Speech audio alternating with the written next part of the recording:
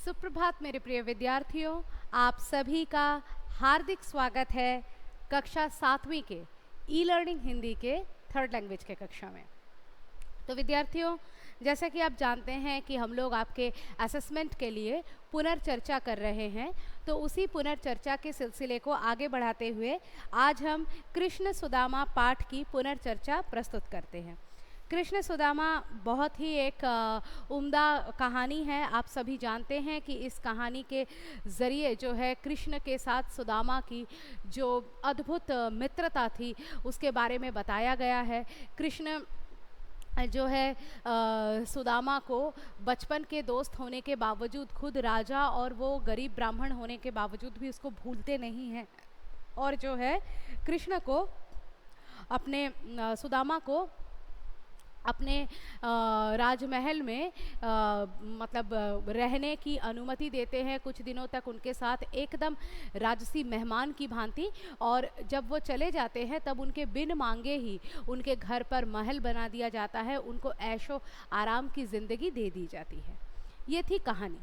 अब है, कल हमने जो है इससे पहले हमने जो है शब्दार्थ पर चर्चा कर ली थी। तो शब्दार्थ के ऊपर प्रश्न मैंने आप लोगों को पहले ही बताया है कि शब्दार्थ के ऊपर किस प्रकार का प्रश्न आ सकता है। जैसे कि मैंने लिखा कि चकित शब्द का अर्थ बताएं, या चकित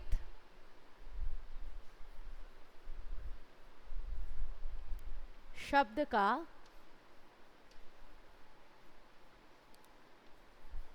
समानार्थी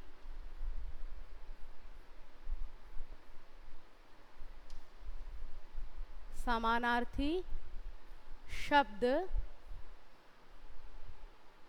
चकित शब्द का समानार्थी शब्द लिखें। तो यहाँ पर बहुत सारे ऑप्शंस रह सकते हैं। चकित का सही ऑप्शन होगा हैरान।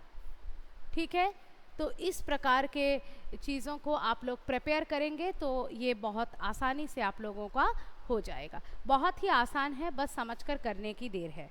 ठीक है, उसके बाद सोचिए बताइए को रहने देते हैं। फिर है, पाठ को ध्यान से पढ़कर खाली जगह भरिए। कृष्ण और सुदामा एक ही गुरु के कहाँ पढ़ते थे? गुरु के आश्रम में पढ़ते थे। ठीक है, उसके बाद है, सुदामा चावलों की पोटली देने में डैश कर रहे थे। सुदामा चावलों की पोटली देने में क्या कर रहे थे? संकोच कर रहे थे। तो सबसे पहला उत्तर हुआ क्या? आश्रम। और दूसरा उत्तर हुआ संकोच। उम्मीद है आपको नजर आ रहा है। दूसरा उत्तर हुआ संकोच। ठीक है, ये आश्रम और ये संकोच। ठीक है, उसके बाद है, कृष्ण कहाँ के राजा थे? द्वारका के राजा, आश्रम के राजा, गोकुल के राजा। आश्रम का कोई राजा हो नहीं सकता है। कहाँ के राजा थे? द्वारका के राजा थे। उसके बाद है, सुदामा कृष्ण के लिए क्या उपहार ले गए? सुदामा कृष्ण के लिए कौन सा उपहार लेकर गए थे? बताइए तो। भुने हुए चावल। ठीक है, सुदामा कृष्ण के लिए भुने हुए चावल ले गए थे।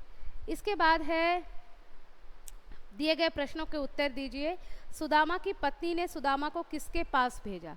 यही प्रश्न अगर मैं आपको शॉर्ट क्वेश्चन के फॉर्म में करती हूँ कि सुदामा की पत्नी ने सुदामा को किसके पास भेजा, तो आप को अगर मैंने ऑप्शन दे दिया कि सुदामा की पत्नी ने सुदामा को सपोज़ कि कंस के पास भेजा, फिर राधा के पास भेजा, कुछ भी लिख सकते हैं, लेकिन राइट आंसर क्या होना चाहिए? श्री कृष्ण के पास भेजा। तो सुदामा की पत्नी ने सुदामा को किसके पास भेजा?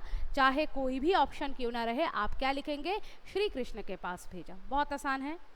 घर पहुंचकर सुदामा ने क्या चमत्कार देखा?